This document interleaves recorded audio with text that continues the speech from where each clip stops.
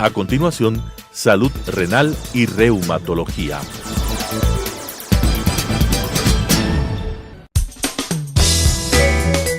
Clasificación A. Apto para todo público.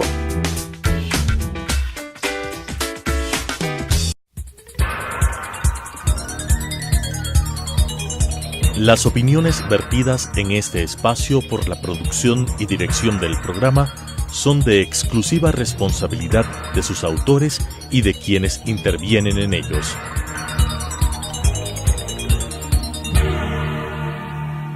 Telesucesos Canal 29 UHF presenta Salud Renal y Reumatología. Tratamiento integral preventivo y curativo de enfermedades renales y reumatológicas con la conducción de las doctoras Belia Meléndez y Cristina López. Salud renal y reumatología. Buenas tardes, bienvenidos a un programa más de salud renal y reumatología. En este día trataremos sobre el Día Mundial del Riñón, su importancia y las distintas actividades que se realizaron en relación a la conmemoración de esta fecha. ¿Por qué celebrar el Día Mundial del Riñón? Desde el año 2006, la Asociación Internacional del Riñón y la Asociación de Federaciones Internacionales de Enfermedades Renales crearon este día con la intención de crear conciencia en la población en general para tratar enfermedades renales y prevenir el desarrollo de estas, ya que son enfermedades que tienen alto costo, alto impacto y son fácilmente prevenibles. Bueno, vamos a hablar sobre algunos datos de importancia. Cada año se escoge un tema específico como eje central de las actividades conmemorativas del Día del Riñón. Por ejemplo, el año anterior fue dedicado a los niños. Este año coincidió con el 8 de marzo, que es el Día de la Mujer. En este día se busca que las personas estén más al tanto de la prevención temprana de las enfermedades renales y también el reconocimiento de las mismas, ¿no? No se trata de celebrar a los enfermos renales, sino de crear una conciencia sobre este tipo de enfermedades. La enfermedad renal con mayor incidencia y prevalencia es la enfermedad renal crónica. Los tratamientos que ahora están disponibles para esta patología específicamente son las diálisis y el trasplante renal. Estos tratamientos involucran un alto costo y una carga para los sistemas de salud y pues hay muchos lugares en los que no existe la cobertura para este tratamiento y son de difícil acceso y tampoco están disponibles para la población general. Claro, como tú lo acabas de mencionar, los tratamientos al momento disponibles son de alto costo, por lo que en muchas poblaciones mundiales todavía no tienen accesibilidad a este tipo de tratamiento y obviamente las personas fallecen por enfermedad renal crónica. Actualmente en nuestro país la enfermedad renal crónica es catalogada como una enfermedad catastrófica, lo que le brinda una cobertura del 100%. Esto significa que los pacientes con este diagnóstico tienen una accesibilidad en cualquiera que sea los seguros que los cubren para que reciban el tratamiento sin pagar nada. O sea, pueden recibir ya sea el tratamiento sustitutivo como diálisis o trasplante sin pagar nada y lo que les permite mantenerse así por largo tiempo. Muchos pacientes tienen una pregunta del millón, es ¿qué pasa si no dispongo de un seguro médico? En caso de tener una enfermedad renal, ¿de qué manera puedo acceder a este tratamiento? Esta enfermedad es considerada una enfermedad catastrófica y la ley, por tanto, asegura que toda persona puede recibir el beneficio del tratamiento, sea en una red pública como el Ministerio de Salud, el IES, el ISFA y el ISPOL. En esta ocasión, como tú ya lo mencionaste, el Día Mundial del Riñón y el Día Internacional de la Mujer se conmemoran el mismo día. Esto ofrece la oportunidad de reflexionar sobre la importancia de la salud en las mujeres, sobre todo la salud renal, y por ser el 13º aniversario, se va a promover también el acceso asequible y equitativo a la educación sanitaria, la atención en salud y la prevención de las enfermedades renales para todas las mujeres y niñas del mundo. Hay que tomar en cuenta que alrededor de 195 millones de mujeres en todo el mundo sufren algún grado de enfermedad renal crónica y en muchos de los países la accesibilidad a la cobertura de salud viene limitada por este factor que es el sexo. Cuando hablamos de enfermedad renal crónica, nosotros habíamos manifestado que el riesgo de padecerla es igual en hombres y mujeres, ¿no? Aunque sí se ha visto que es mucho mayor en las mujeres. Hay estudios que manifiestan que la enfermedad renal crónica es más probable que se desarrolle en mujeres con una prevalencia más o menos de un 14% en relación a un 12% en los varones. El número de mujeres que están en diálisis es menor al de los hombres. ¿Esto tiene alguna relación? ¿Nos puedes explicar? Bueno, claro, este fenómeno ocurre de acuerdo a los estudios que se han realizado por 3 factores principalmente. Uno de los factores es que la enfermedad renal progresa mucho más lento en las mujeres y esto se puede dar debido a factores de protección de tipo hormonal, así como ocurre para la enfermedad cardiovascular. Otro factor importante es que no es que tengan menos enfermedad las mujeres, sino que tienen menos accesibilidad a diálisis porque no tienen las coberturas de seguro y también porque no tienen una conciencia de la enfermedad y no acuden de forma inmediata a buscar atención médica cuando presentan síntomas relacionados. Otro dato importante es que el trasplante renal también es desigual entre hombres y mujeres. En las diferentes series de casos de trasplante se ha podido establecer que si bien es cierto que la enfermedad no tiene tanta variación en cuanto a los casos entre hombres y mujeres, las mujeres tienden más a donar los riñones que a un hombre que a recibir uno donado por un hombre. Entonces las mujeres tienden más a donar y no reciben un órgano. Pues yo creo que los valores, las personas deben ser iguales, ¿no? Hombre y mujer, donar, estar en el mismo porcentaje de donación. En todo caso, o sea, la ley es igualitaria y si un paciente entra a la lista de espera, sea hombre o mujer, se maneja con un código que no se sabe quién es y realmente deberían recibir en forma equitativa. Eso ocurre aquí en el país, en otros lugares no es así, entonces se maneja con listas que sí tienen los nombres de los pacientes y consta el sexo, y eso también puede hacer que sea difícil la distribución por condiciones culturales. Ahora, hablando de donantes vivos, también tenemos que un hombre que tiene enfermedad renal crónica y que requiere un trasplante tiene más probabilidades que una mujer le done a que una mujer que tiene enfermedad renal crónica reciba la donación por parte de un hombre. Es extraño, ¿no? Pese a que las leyes han determinado que todos somos donantes. Exactamente, pero también hay vacíos de la ley, ¿no? Entonces, si bien es cierto, nosotros cuando vamos al registro civil y nos preguntan si queremos hacer una negativa de la donación universal, es la forma de no querer ser donantes. Pero el vacío de ley viene cuando, por ejemplo, un paciente tiene muerte cerebral y se pueden donar sus órganos. Puede aparecer el familiar que está a cargo de esa persona que no está en sus facultades de decisión y negar la donación si esta persona no lo quiere. Bueno, ¿qué enfermedades son más comunes en las mujeres? Hablando de las mujeres, pues la nefropatía lúpica, que como habíamos indicado es una enfermedad autoinmune que puede dañar los riñones y sí puede llevar a una insuficiencia renal. La pielonefritis aguda o crónica también afecta más a las mujeres que a los varones. Como habíamos dicho, la pielonefritis es una infección bastante grave que va a afectar a uno o ambos riñones. Al ser lastimados los riñones, pues lo que provoca es un deterioro en su función, es decir, que el filtrado va a ser menor. Las infecciones renales, en la mayoría que son infecciones de todo el tracto urinario, como decíamos, es más frecuente en mujeres y este riesgo va a aumentar durante el embarazo. Para garantizar los buenos resultados con la mayoría de las enfermedades renales, el diagnóstico y el tratamiento tienen que ser oportunos y para poder evitar daños renales, ¿no? Claro, obviamente, si bien es cierto, también va a depender de la edad del diagnóstico de la mujer que se encuentra afectada por enfermedad renal. Muchas de las pacientes mantienen la misma tendencia de las enfermedades clásicas que afectan a los riñones como diabetes mellitus, hipertensión, pasado los 60 años. Pero en edades más tempranas las dos patologías que tú mencionaste están a la cabeza de la incidencia, considerando que el lupus, como ya hemos mencionado en programas previos, afecta con mayor proporción a mujeres que son jóvenes y que se encuentran en edad fértil. Las infecciones de vías urinarias aquí en nuestro país todavía son un problema que tiene bastante incidencia de entrada a diálisis, porque las personas no suelen acudir al médico si tienen infecciones a repetición. Estas pacientes suelen automedicarse, ¿no?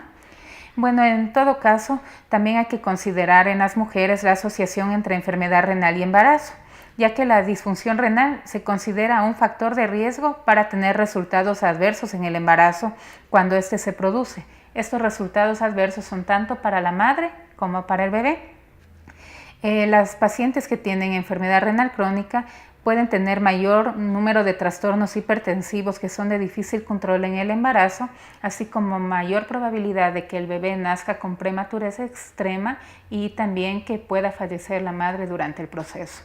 Inclusive pacientes que tienen enfermedad renal crónica que aún no están siendo sometidas a diálisis pueden empeorar durante el embarazo la función renal porque es una sobrecarga fisiológica del cuerpo, y entrar a diálisis durante el embarazo o complicarse durante el embarazo, ¿no? Lo que hemos visto es que las pacientes que están embarazadas y en diálisis no llegan a un feliz término Claro, embarazo, ¿no? Son pacientes que necesitan un tratamiento bastante intensivo. Es un reto realmente tanto para el médico como para el paciente, así como para la sobrevida del feto. Y lo que se ha hecho ya en algunos casos que se han dado embarazos en diálisis es realizar diálisis intensiva. Esto quiere decir al menos 20 horas semanales para poder lograr que se limpien las toxinas que pueden alterar la permanencia del feto en el útero, pero esto también es agotador, tiene sus consecuencias, hay que evitar que baje la presión en la diálisis y pueden haber muchas otras consecuencias, y inclusive si la paciente no tiene un fácil acceso a los servicios de salud, pues tiene que quedarse hospitalizada con permanencias bastante largas, y no siempre el resultado es bueno, porque la prematurez extrema con la que hay que hacerle terminar el embarazo, muchas veces el recién nacido termina en incubadoras en terapia intensiva por largos periodos, se infectan, fallecen, tienen problemas del desarrollo cerebral, entonces no es la mejor opción el embarazo, ¿no? Esto implica un riesgo también en caso de que el niño sobreviva, nazca, implica un riesgo y se convierte en algo, tal vez no sea el término, una carga, porque los familiares tienen que estar ahí permanentemente. La madre tiene que seguir con sus diálisis, tiene que seguir en su tratamiento, pero también tiene que atender a su bebé. Claro, porque son totalmente dependientes, ¿no? Sí, alguna vez conversábamos del asunto de trasplante después del embarazo. ¿Qué nos dices respecto a esto? Bueno, el tema de trasplante después del embarazo sí se complica un poco debido a que durante el embarazo, al tener otro ser humano dentro, obviamente se lo identifica dentro del cuerpo de la madre como un antígeno, como un cuerpo extraño, y se crean anticuerpos. Y estos anticuerpos obviamente van a quedar en el sistema circulatorio de la madre, lo que genera una menor probabilidad para el trasplante y hay mayores probabilidades de rechazo. Entonces debe tener una preparación previa al trasplante. Entonces siempre va a diferirse más el trasplante, o en muchas ocasiones no se puede realizar hasta lograr que estos anticuerpos, estas defensas que están identificando como extraño, puedan disminuir en la circulación. Los pacientes con enfermedad renal avanzada tienen problemas de fertilidad, ¿sí? No es fácil que se embaracen. Esta se encuentra determinantemente reducida, ¿sí? Se considera, una vez que se embaraza, se considera como un embarazo de alto riesgo. Como habíamos indicado, las complicaciones y la mortalidad a toda paciente de edad fértil tiene que ser explicado, ¿sí? Tiene que decirle al paciente que tenga muy claro el panorama y que implemente medidas, por ejemplo, de anticoncepción, porque volvemos a insistir, no es un panorama muy halagador en una embarazada con insuficiencia renal. Claro, entonces hay que insistir en la anticoncepción e insistir en los riesgos que puede tener durante el embarazo, que no son pocos, ¿no?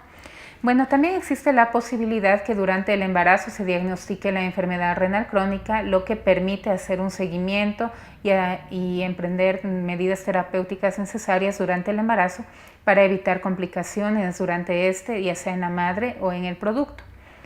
También hay que considerar que no solo la enfermedad renal crónica puede estar presente en el embarazo, también pueden darse complicaciones propias del embarazo que pueden generar una insuficiencia renal aguda y que posteriormente puede cronificarse. Estas complicaciones, las principales, las más comunes, tenemos la preeclampsia, el aborto séptico y la hemorragia posparto.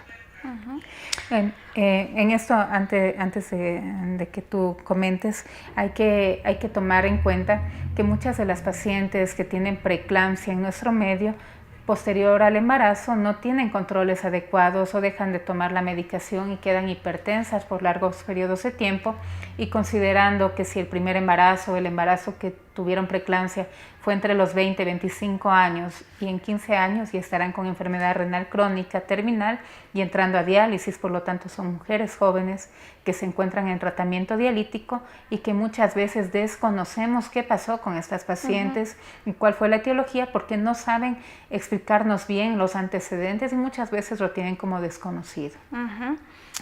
Retomando el tema de la prevención, es importante insistir en las medidas de prevención, en los cuidados que todos debemos tener para evitar el desarrollo de una enfermedad renal.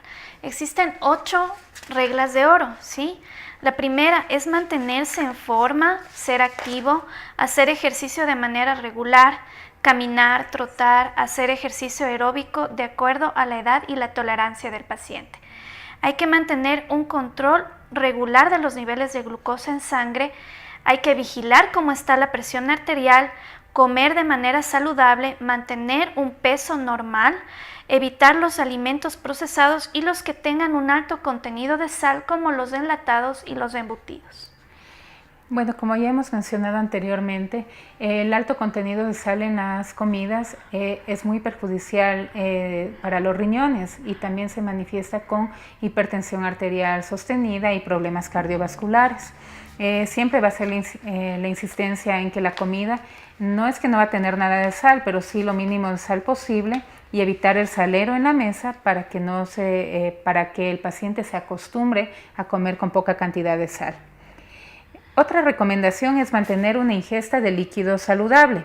Esto quiere decir, primero, evitar bebidas procesadas, azucaradas, con edulcorantes, las bebidas gaseosas, también los jugos que vienen en cartón, porque tienen, además de los aditivos preservantes, también tienen un alto contenido de sodio, que obviamente se transforma en perjudicial porque equivale a la sal. La hidratación adecuada, muchas veces se oye la recomendación típica de 8 vasos de agua al día. Esto se aplica a personas jóvenes sin problemas de salud y que realizan actividad normal. Si obviamente una persona realiza ejercicio extremo o tiene una actividad en lugares que tienen mucho calor o que tienen mucha pérdida de líquidos, obviamente tendrá que aumentar esta ingesta de líquidos más o menos a 3 litros diarios.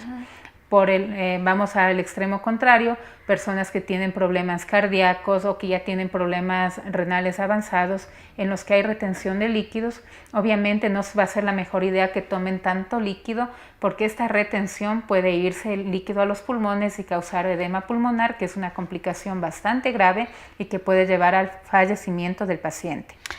Entonces, ¿qué hay de cierto en aquello de tomar los 8 vasos de agua al día? Bueno, 8 vasos de agua hace referencia a lo que uno pierde habitualmente entre las pérdidas que se llaman insensibles, entre la respiración, lo que transpiramos, a esto sumado la orina, la defecación, entonces más o menos suma 2 litros de agua, más lo que tomamos en sopas y otras comidas, que obviamente las frutas también tienen líquido, pero para una persona normal. Si nosotros ya vamos a personas que tienen patologías, sobre todo las cardiológicas o enfermedad renal avanzada, que ya los riñones no están eliminando, sí tenemos que hacer una restricción, ¿no? Y también con referencia a las personas que acostumbran a tomar las agüitas aromáticas, para limpiar los riñones, para evitar las piedras en los riñones? Claro, bueno, esta es una recomendación que ya la hemos hecho varias veces y sí insistimos porque prácticamente es parte de los enemigos de los riñones, ¿no? Las aguas aromáticas de hierbas que muchas veces están indicando que son para los riñones, obviamente tienen un efecto diurético, o sea, hacen que la persona orine más, pero esto no necesariamente es bueno.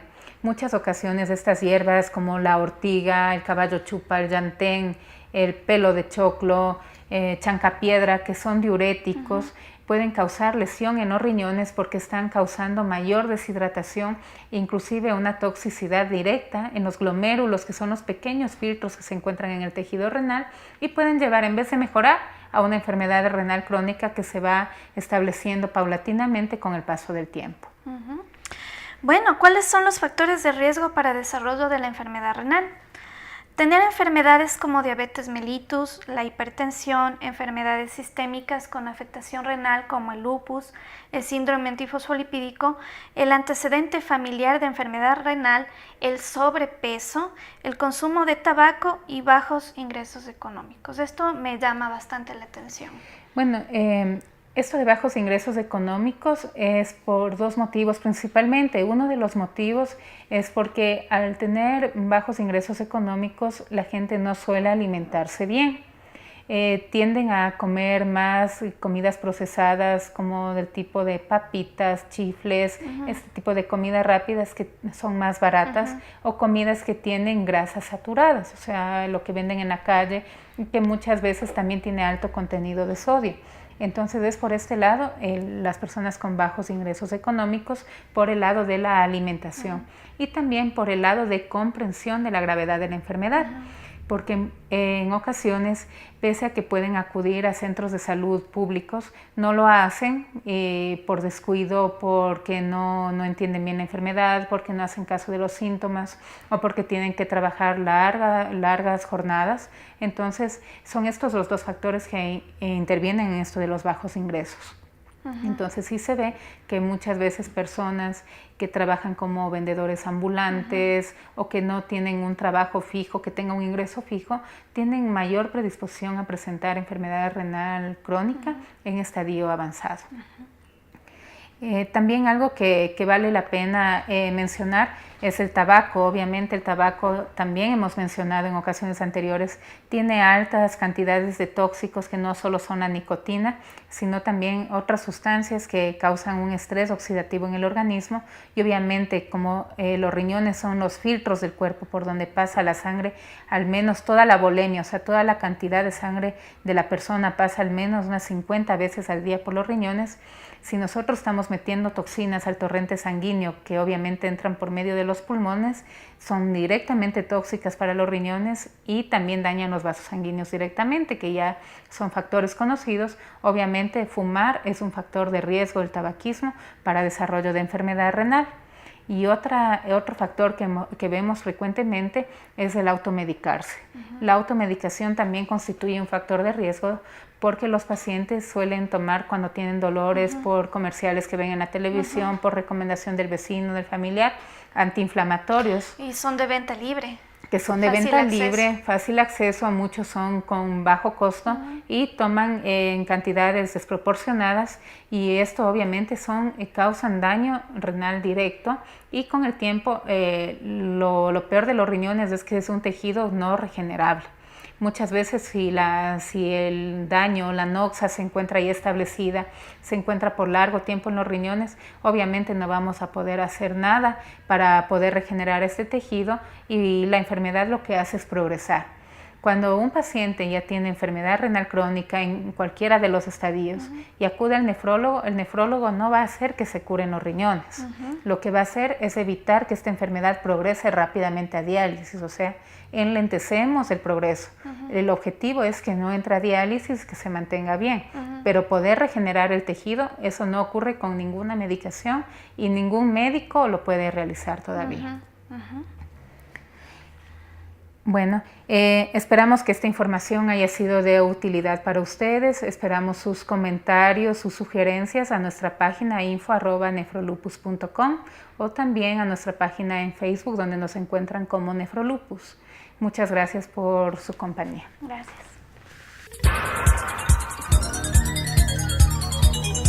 Las opiniones vertidas en este espacio por la producción y dirección del programa son de exclusiva responsabilidad de sus autores y de quienes intervienen en ellos.